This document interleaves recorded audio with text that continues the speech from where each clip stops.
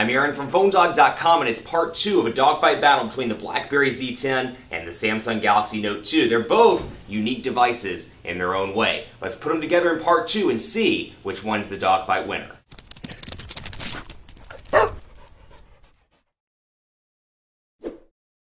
Part 2 of a dogfight battle between the BlackBerry Z10 and the Note 2, and I'm going to jump right in to text messaging because I want to show you the different keyboard options that you get out of the box in both of these units. But before that, some time to thank our partners at Best Buy Mobile for giving us devices like this for use in our free One Paw Bandit game that we give to you on the site. I mean, we give you phones for free. You can't beat that. When you walk into Best Buy Mobile, you'll walk out working. They'll get your email, your contacts, your web set up. So when you walk out the door, you are good to go, my friends, at Best Buy Mobile. So here we go. Keyboards, 4.2-inch display, 5.5-inch display. So automatically on the screen size front, you're going to have probably an easier time typing on the Note 2. That said, huge improvements over here. And if you remember back to the Storm days, the keyboard, the virtual keyboard on BlackBerry was terrible. But there are a lot of things I like about this keyboard. One of them is it tries to auto-predict your words. And you can kind of see the words showing up top. So I can say the reason that we will...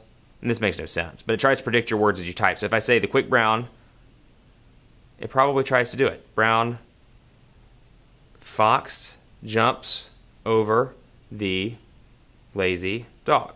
So it can auto-predict, and of course portrait to landscape transitions nice and fast. And even though it is a smaller display, you get 4.2 inches in landscape mode, it's probably going to be a little bit easier to type on. So you've got that over here. Over here you got Samsung's keyboard. I've been a pretty big proponent against Samsung's keyboard. I don't care for it, at least in this form. You've got Swipe and Google Voice out of the box, and of course there are third-party alternatives. I think there are better alternatives on the market, but you got kind of a swipe functionality on this one as well, which I'm terrible at swipe, but quick brown fox, whoops, fox jumped over the lazy dog.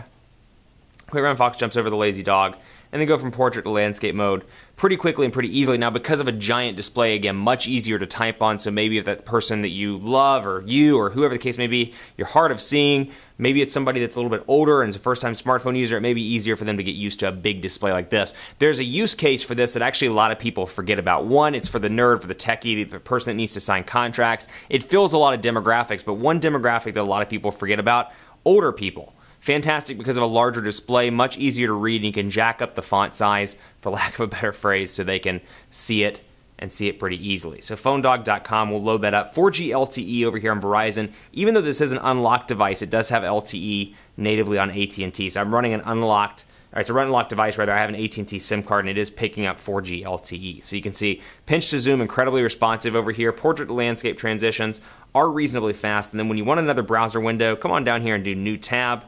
And I can open up whatever this one is, Share Your Adventures, and you'll see that, and then you'll see Phone Dog, and I can scroll back and forth between those, as can I with my bookmarks, my history, and more. So again, just swipe back and forth. I don't know if it'll let me. Okay, good. It does not let me swipe for that one, but I can swipe back once I click on the button. So hey, you know what? I learn something new every day. As many days as I've been working with this, still learning new stuff. But you can see pinch to zoom, incredibly responsive, getting a little bit of white screen there, a little bit of checkerboarding, if you will. Then over here, again, pinch to zoom, incredibly responsive. That quad-core Exynos processor runs incredibly well. And again, you got some great features with the S Pen, including the ability, you know what, if I wanted to send this to somebody, I could just press and hold, and then I can do that and click down through here, and it'll let me pick whichever one that I want to send it to. So scrapbook messaging, if I want to send it over email, Gmail, whatever the case may be, I can send this little link area, and then I can change it if I want to, and just do that one. Already exists. Let's try this one. Let's do it again. There we go. Bam, little egg-shaped one.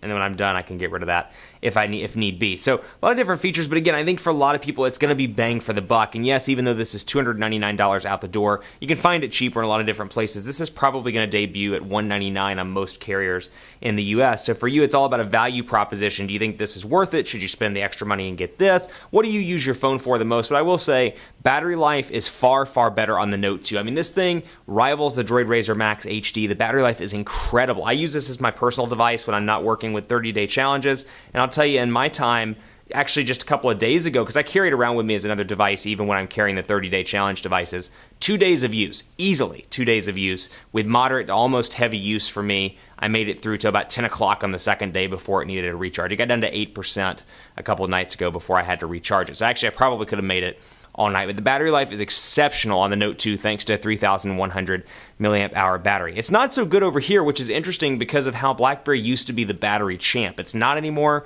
It's kind of an average smartphone. You're going to get about a day's use out of this, 10 to 12 hours with moderate use before you have to recharge it, put it on the charger, and let it do its thing. So don't expect amazing battery life out of this, and obviously the more you're working with it, the more email accounts, the more sync stuff you got set up, much like Android, it's going to drain the battery.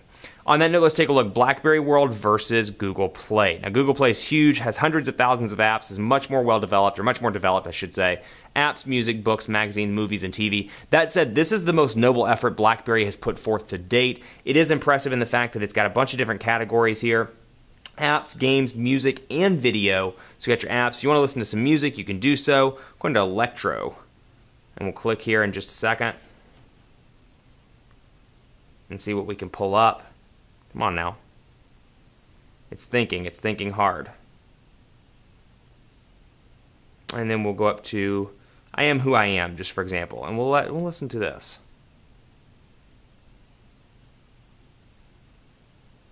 And we'll wait for it to load. It was doing this the other day as well. 4G LTE, although I am having some issues. Over here, applications, we'll go into music. And yes, we'll go ahead and start shopping. I know about Google Play. Thank you very much. And we'll go into top songs. We'll go into thrift shop. I hope this is an okay song. Oh, it's explicit. Probably shouldn't do that on a video. Maybe that one's explicit too. Gosh, you kids. You kids and your explicit tunes. Some nights. Some nights. Whatever some nights are.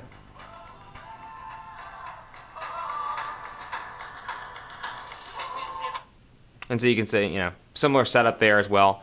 And then this one is still loading, so we're going to go ahead and jump out of that because it was doing that the other day. So all in all, you know, there's a lot to like on both of these devices. The final test is going to be camera. 8 megapixels on both of these devices. You get some great features, and I am just skimming the surface in this dogfight. If you want to know the individual features of both of these devices, take a look at the full video reviews of both. And let's go into camera here. 8 megapixels on both. This has losing my train of thought there. This one has burst mode and more, and then this one has the ability time shift, where you know what, you can take a picture with a bunch of people, and if everybody's blinking or somebody's blinking or a couple people are blinking, you can use time shift to figure out what the best picture is. So we'll go over here. I'll show you normal. Just snap a picture. No physical camera button. You just snap it by touching the screen. And then over here, go into best face, or time shift. And let's see if I can do it. Okay, so it took a bunch of pictures, and you can see all my different pictures that I did just as a test. And then over here, you got a bunch of different options as well. Down here in the camera options, you've got best photo, best face, so kind of a similar thing. Be careful not to shake the device. Go ahead and take the pictures. See if I can do it from a distance here. Best face. Select each best face to save. That is not my favorite. Easier said than done when you're trying to do this while demoing on camera, but face detection, share shot, buddy photo share, and more. So one of my favorites is share shot, where if you go into a wedding, 2 people have a Galaxy Note 2, you take 100 pictures, the other person takes 0. If you have share shot enabled beforehand, you each walk out with 100 pictures. So really cool features over on this side as well. So there's a lot to like on both of these devices. It really is going to depend on what you like. The question is, or the overarching question is, why is this thing lagging? But the other overarching question is, can these things compete? Can this compete against Android, against the Note 2, against the powerhouse that is Samsung's marketing department? And you know, the dogfight winner is going to be based on features, performance, specs, and more. The Note 2 is the winner. What I like about this, it's an entirely fresh new platform, and it's exciting to look at, but the problem is, and I hate when people get on the internet and they say, don't compare these two, BlackBerry's brand new. It doesn't matter if it's brand new or not, if BlackBerry 10 is brand new or not. It's competing against Android and iOS and Windows Phone. It's like entering a marathon. You don't enter a marathon race unless you train to enter a marathon race. You don't walk in expecting to run 26.2 miles. This is a very noble effort, but if you're going to enter a marathon, you got to be expected to compete, and it's the same thing here. I'm not going to give this a free pass because it's brand new, because BlackBerry's been hurting over the past couple years. They have a lot of work to do, even though there are some great improvements in BlackBerry 10, a lot of work to do to catch up to Android, iOS, and even to a lesser extent Windows Phone, because it has done some pretty significant groundwork in the marketing department and in the mindshare department. Keep it locked on PhoneDog.com for continuing coverage of both of these devices. Hit me up on Twitter, PhoneDog_Aaron, Facebook, Facebook.com/HiAaronBaker. I'll do my best to get back to you as quickly as I can. Thanks for watching. We'll see you next time.